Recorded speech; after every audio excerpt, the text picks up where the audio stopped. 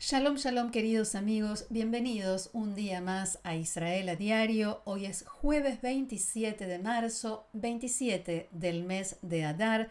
Llevamos 538 días de guerra y todavía hay 59 rehenes en la Franja de Gaza. Y hoy quiero comenzar agradeciendo muchísimo a todos aquellos que se suscribieron en los últimos días y a quienes se sumaron al grupo de amigos de Israel a Diario. Es una gran ayuda para el canal, para que pueda seguir existiendo y ojalá también crecer. Así que los invito a seguir con este apoyo, a sumarse, tanto suscribiéndose como uniéndose al grupo de amigos de Israel a Diario. Aquí debajo de este video pueden hacer clic donde dice unirse y también a hacer saber a la gente que aquí en este canal cada día pueden encontrar la información de Israel tal como la reflejan los diarios y otros medios de Israel y de la región. Así que muchísimas gracias de corazón. Y ahora sí, vamos a comenzar con el diario Israel Hayom de hoy, que abre su edición con el avance de lo que sucedió en la mañana de hoy en la Knesset, que en unos minutos vamos a explicar y a desarrollar, y muestra una imagen de manifestaciones de anoche en Jerusalén del lado izquierdo y las manifestaciones en la Franja de Gaza del lado derecho. Y encabeza con la pregunta, ¿cambio de tendencia? Y se refiere, por supuesto, a Gaza. El titular es una cita. Se ha quebrado la barrera del miedo dentro de la Franja de Gaza. La bajada habla sobre las protestas que mostramos ayer y dice que se amplían las manifestaciones contra Hamás en la Franja de Gaza. No hay avances sobre un acuerdo para liberar a los rehenes israelíes. El diario cita una fuente israelí que declara: pronto aprobaremos ataques en Gaza como nunca antes se han visto. En Israel, varios analistas y otros factores dijeron que las autoridades israelíes deberían quedarse calladas, no hacer comentarios sobre las manifestaciones contra Hamás en Gaza, mucho menos comentarios positivos, porque eso las perjudica, les juega en contra. Eso no sucedió, hubo muchísimos comentarios y felicitaciones a los gazatíes por parte de políticos y funcionarios de Israel, y eso sirvió como excusa para que se acuse a Israel de fomentar las protestas e incluso de haberlas organizado. Uno de ellos fue Osama Hamdan, a quien vemos allí, miembro de la oficina política de Hamás, que acusó a Israel directamente de organizar estas protestas. Esta mañana Hamás emitió su primera declaración oficial al respecto, en la que decía que los manifestantes no están en contra de Hamás, sino de Israel, y que hay quienes intentan, abro comillas, desviar las protestas espontáneas para favorecer los intereses de la ocupación. Pero no solo allí, el diario Ma'ariv señala hoy que varios medios internacionales dijeron que Israel llama constantemente a los habitantes de Gaza a rebelarse contra Hamás. El Wall Street Journal informó que poco después de que comenzaran las protestas, los habitantes de Gaza recibieron mensajes de texto de las autoridades israelíes sin especificar a qué mensaje se refiere, y lo cierto es que las autoridades israelíes mandan casi constantemente mensajes de texto, entre otras cosas, por ejemplo, a los habitantes de la Franja de Gaza para avisarles de un ataque inminente en cierto lugar, para que se vayan, para que se desplacen de ese lugar y que allí no haya civiles. También el periódico británico The Guardian publicó que Israel llama a la gente a rebelarse contra el movimiento islamista Hamás, que gobierna la Franja de Gaza desde 2007. En la autoridad palestina esta vez no acusaron a Israel, al menos por ahora, porque al parecer no les convenía, y el asesor del presidente Abu Mazen, Nabil Abu Rodeina, dijo que las manifestaciones son un clamor de los gazatíes contra la política de Hamás. Le recomendó a Hamás prestar atención al pueblo palestino de Gaza. El portavoz del partido Fatah, que gobierna la autoridad palestina, llamó a Hamás a desvincularse de sus lazos con factores regionales y dejar de utilizar a su gente y a nuestra causa para sus propios objetivos. Fin de la cita. Aquí en Israel, el ministro de Defensa Israel Katz se refirió anoche a la situación en la Franja de Gaza y también a las protestas contra Hamás. בקרוב יפעל צה"ל בעוצמה באזורים נוספים בעזה, ואתם תידרשו להתפנות למען הגנתכם מתוך אזורי הלחימה. התוכניות כבר מוכנות ומאושרות. החמאס מסכן את חייכם ויגרום לכם לאבד את בתיכם ועוד ועוד שטח שיצורף למערך ההגנה הישראלי. Residentes de Gaza, las fuerzas de defensa de Israel pronto operarán con potencia en otras zonas de Gaza y se les exigirá evacuar las zonas de combate para su propia protección. Los planes ya están preparados y aprobados, decía el ministro. Jamás pone en peligro sus vidas y les hará perder sus hogares y cada vez más territorio que se anexará al sistema de defensa israelí, decía Israel Katz, y también lo siguiente. תלמדו מתושבי בית לאהיא, כפי שהם עשו, תדרשו גם אתם את סילוק החמאס מעזה ואת השחרור המיידי של כל החטופים הישראלים. זאת הדרך היחידה להפסיק את המלחמה. Aprendan de los habitantes de Beit Lahía y exijan también la retirada de Hamás de Gaza y la liberación inmediata de todos los rehenes israelíes. Esta es la única manera de detener la guerra. Palabras del ministro Israel Katz. En las redes sociales circularon en las últimas horas muchas más imágenes de estas protestas, en particular en Beit Lahía.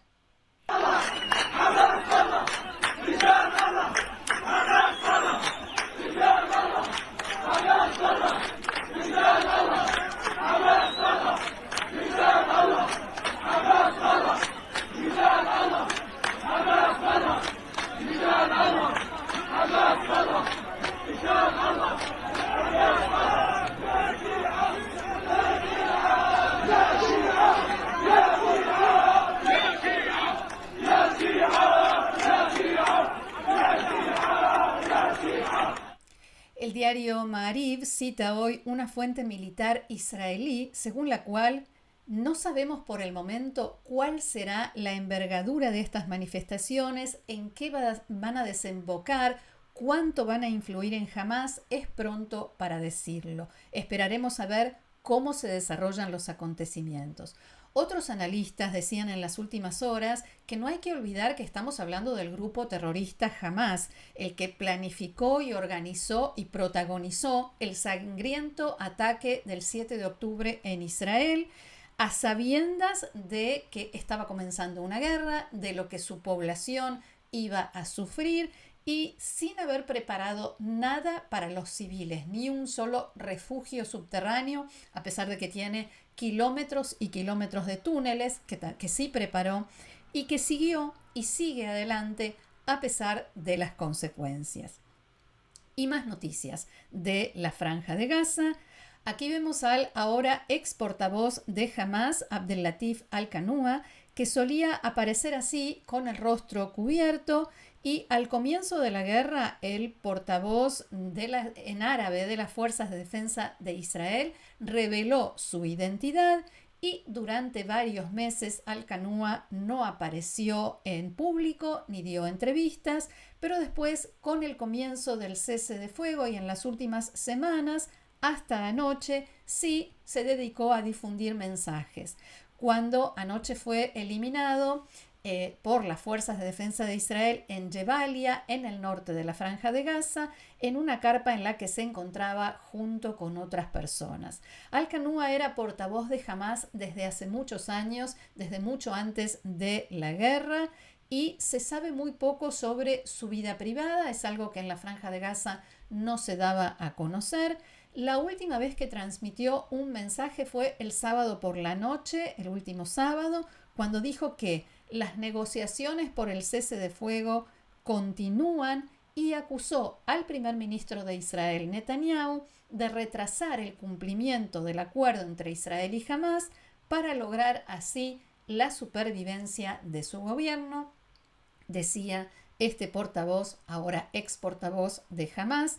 En una entrevista con el canal catarí Al Arabi, dijo que Hamás puso condiciones lógicas y razonables en las negociaciones con Israel.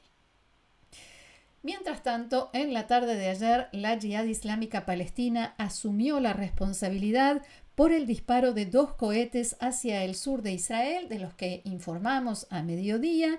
Un cohete fue interceptado por las defensas aéreas y el segundo impactó cerca de Zimbrat sin causar heridos. Y lo que estamos viendo allí es la advertencia que difundió el portavoz en árabe de Tzal, Abihai Edrei, para que la población civil se retire de la zona desde donde se hicieron los disparos, que iba a ser atacada. Anoche, Hamás disparó un cohete hacia la base de la Fuerza Aérea Hatzerim, en Hatzerim, cerca de Beersheba. Allí sonaron las sirenas, no en la ciudad, sí en la base militar, y el cohete fue neutralizado por el sistema de defensa aérea de Israel. Desde que terminó el cese de fuego, fueron disparados desde Gaza más de 10 cohetes hacia Israel. En Tzal, las fuerzas de defensa de Israel estiman que Hamás todavía cuenta con varias decenas de misiles y no ha perdido la capacidad de producirlos, de producir cohetes. Al mismo tiempo, Hamás difundió un comunicado en el que decía que, abro comillas, cada vez que la ocupación intenta recuperar a sus cautivos por la fuerza, termina llevándolos de vuelta en ataúdes, una amenaza de que si Israel continúa con los combates en la Franja de Gaza, Hamás sencillamente no devolverá con vida a los rehenes israelíes, y advirtió que si Israel continúa con los ataques aéreos en la Franja de Gaza y las operaciones terrestres, eso es precisamente lo que sucederá. No habrá rehenes vivos. Abro comillas nuevamente. Hamás está haciendo todo lo posible para mantener con vida a los cautivos de la ocupación, pero el bombardeo sionista fortuito pone en peligro sus vidas. Fin de la cita, y es una cita porque esto que dice Hamás es que ellos en realidad están cuidando a los rehenes que secuestraron violentamente el 7 de octubre en Israel, y que es Israel quien teóricamente buscaría que no regresen con vida. En fin, no hace falta comentar nada.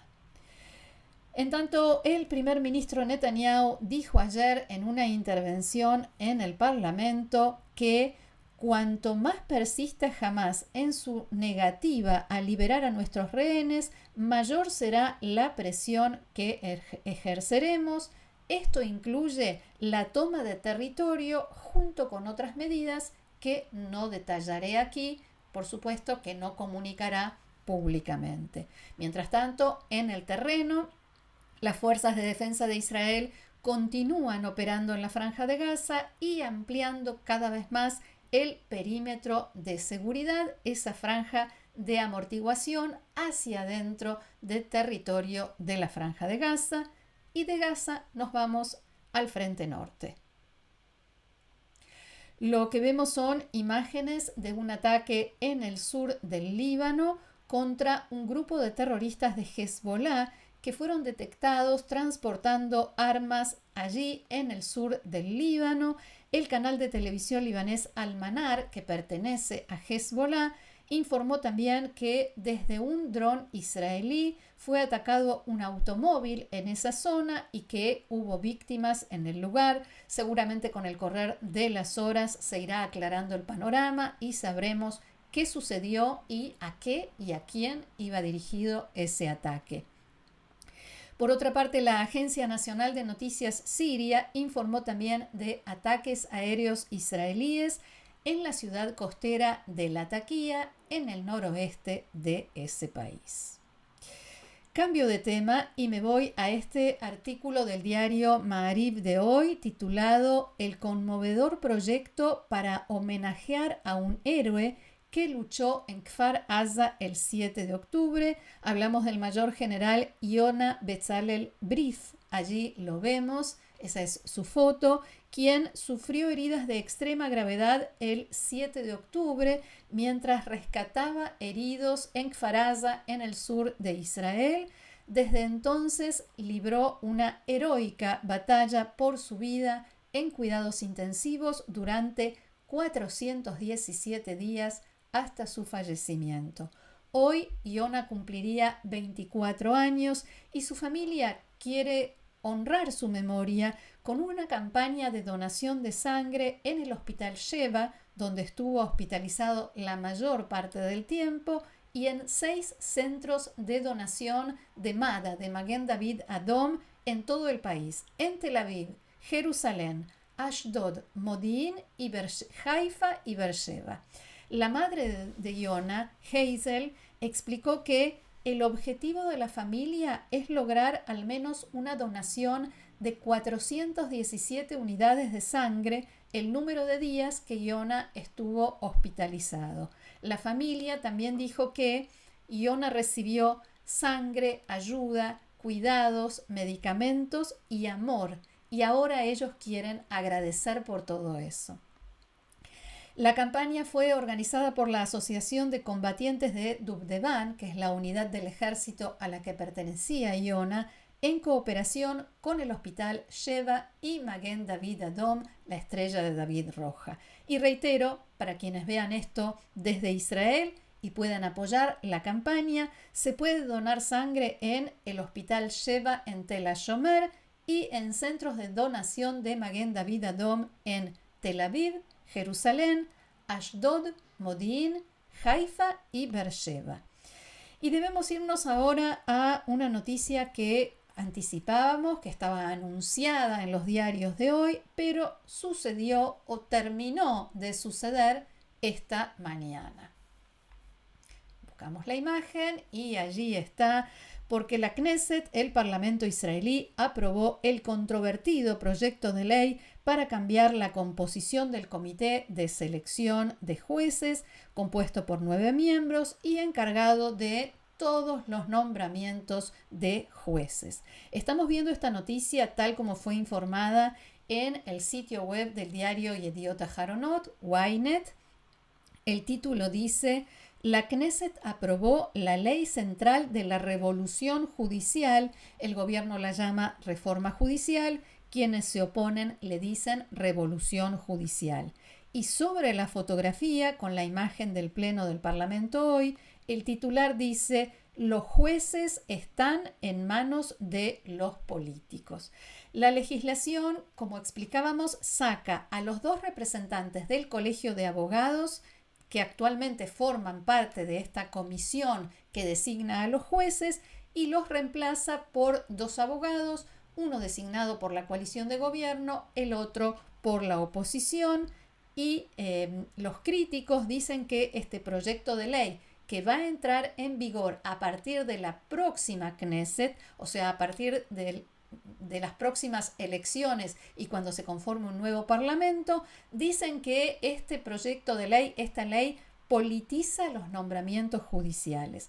El debate de la ley, tal como lo habíamos anticipado, duró toda la noche porque hubo 71.023 objeciones de la oposición, una cifra sin precedentes, oposiciones u objeciones que la oposición presentó contra la legislación. Por la mañana se llevó a cabo la votación. Esta legislación consta de 2 leyes, por lo tanto, los parlamentarios de la oposición lo que hicieron fue entrar a la sala para discutir y votar a favor de las objeciones, y después, cuando llegaba el momento de votar por la propia ley, salían se retiraron todos y dejaron solamente a la coalición de gobierno votando esta ley en forma unilateral. Esa era la imagen que ellos querían dar.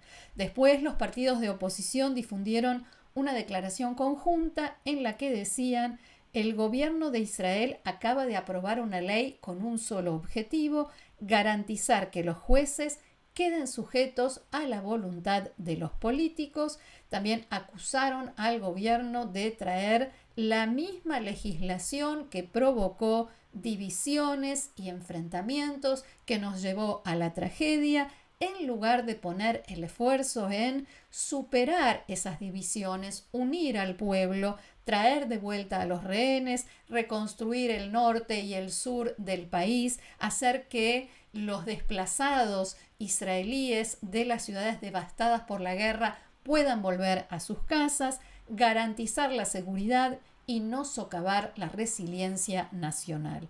Por último, prometieron: en el próximo gobierno nos aseguraremos de que esta ley sea derogada.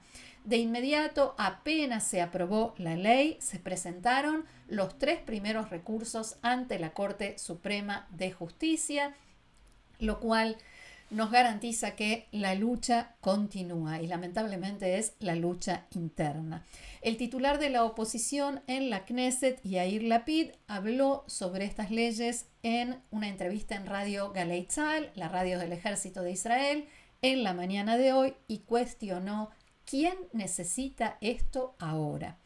Por último, atención, porque hay cambio de hora. Se viene el cambio de hora. El diario Yediot Aharonot nos dice: esta noche se irán a dormir 1 hora antes, más temprano.